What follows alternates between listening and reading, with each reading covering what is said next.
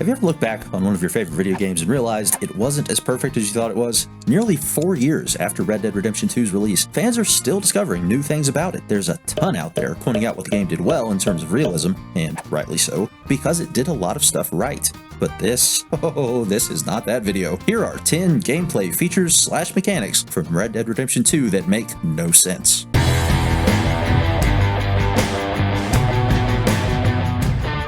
Those plans make any sense? Well, that's good, everybody. Let's get the list started with number 10, homing tomahawks. Now, it makes perfect sense in a game where you play as an outlaw in a Wild West setting that there would be weapons featured that are relevant to the time period, such as tomahawks. But what doesn't make sense is how adding a simple owl feather to the tomahawk suddenly turns it into a homing missile that is destined to destroy anything in its path. Based on some quick internet research, the earliest mention of homing weapons I found was a German concept torpedo from 1936. That was a weapon that used sound waves coming off of enemy submarines to direct it toward the target. Lucky for us, Arthur Morgan was not a Nazi scientist, otherwise he might have put little owl feathers on the back of torpedoes and changed the course of world history. Coming in at number 9, we have the temperature inside poorly insulated buildings. Is your Arthur on the verge of freezing to death in the mountains of Amberino? Don't worry about it, I've got an idea. Seek shelter from the cold inside that shoddy building with holes in the walls and no interior heating source. And then watch as the temperature magically rises to something much more tolerable. To make this even more nonsensical, there is one cabin I found near Cairn Lake that does not get warmer inside, despite the presence of a lit fire.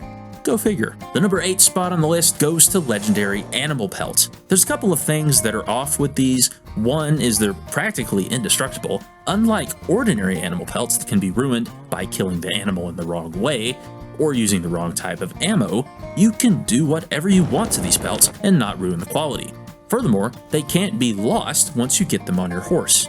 And if you do somehow manage to drop the pelt, it will magically teleport to the trapper and be there waiting for you later. I get it, both of these features are handy in the sense that they make it easier to craft clothing items from the legendary animal pelts, but convenience does not make it more realistic. At the 7th spot on today's list, we have the behavior of NPCs riding horses. Have you ever noticed that sometimes when you're riding toward an NPC on horseback, they will turn their horse into you, almost as if they're asking you to crash? If you never noticed this, I'm sorry, because once you notice it, you can't unsee it, and it's bound to get on your nerves. It would make way more sense, to me at least, to get out of Arthur Morgan's way since he's a dangerous outlaw, but no, these NPCs seem to have a death wish, and they invite the fight that comes from causing a crash. Sticking with the horses for a moment, at the number 6 spot in today's list, we have the jump to horse feature.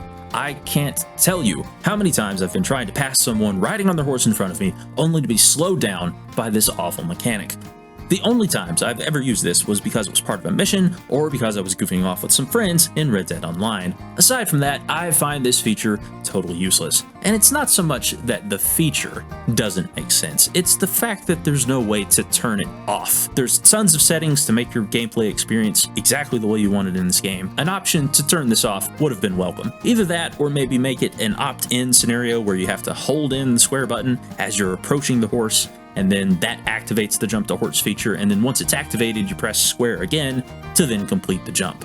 Either one of those would have been preferable, but nope, none of that. It's on by default, and it's going to keep slowing you down automatically every time you get near another horse. So have fun with that, I guess. At number 5, it's all about the hats. Red Dead Redemption 2 is a game where you play as an outlaw and can attempt robberies at will, but there's one common item you can't steal in many circumstances: NPC hats. Did you see a nice hat you wanted while you were out riding around? Tough luck, because you can't keep it, even if you knock it off the person's head and get it back to your wardrobe at camp.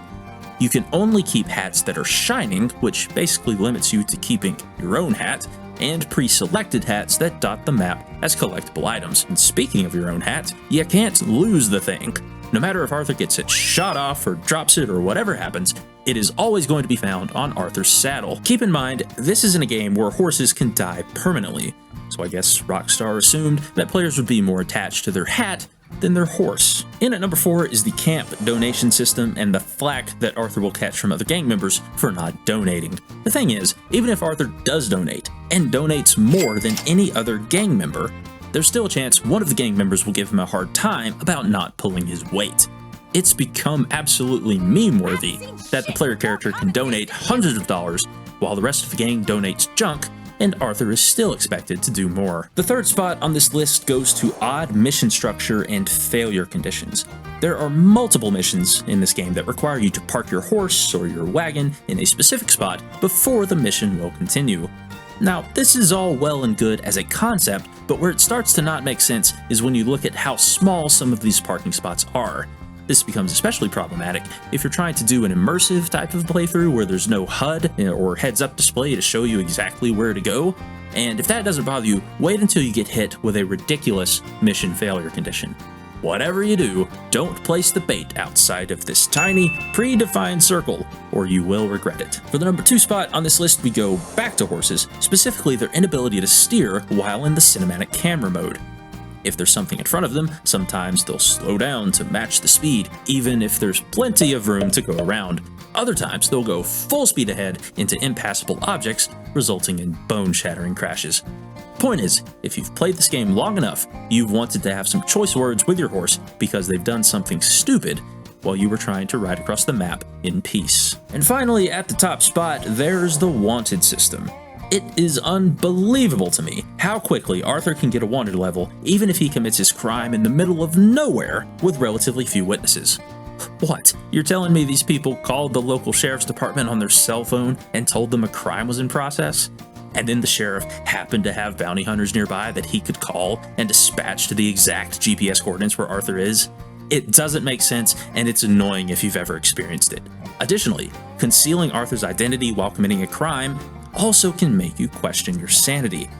You'd think putting on a mask or a bandana would suffice, which is what the game would have you believe, but that isn't always the case, as Arthur can still be recognized while wearing the mask. The last issue with the wanted system is that the punishment doesn't always fit the crime. NPCs in RDR2 can be extremely testy, and inconveniencing them in minor ways can cause incredibly aggressive reactions. You might bump into them and all of a sudden there's a shooting match that erupts because you ticked off the wrong person. All this combines to make the wanted system one of the biggest pieces of this game that doesn't make sense, and one that leaves players wondering, how did Rockstar not spend more time perfecting this, given how polished the rest of the game is?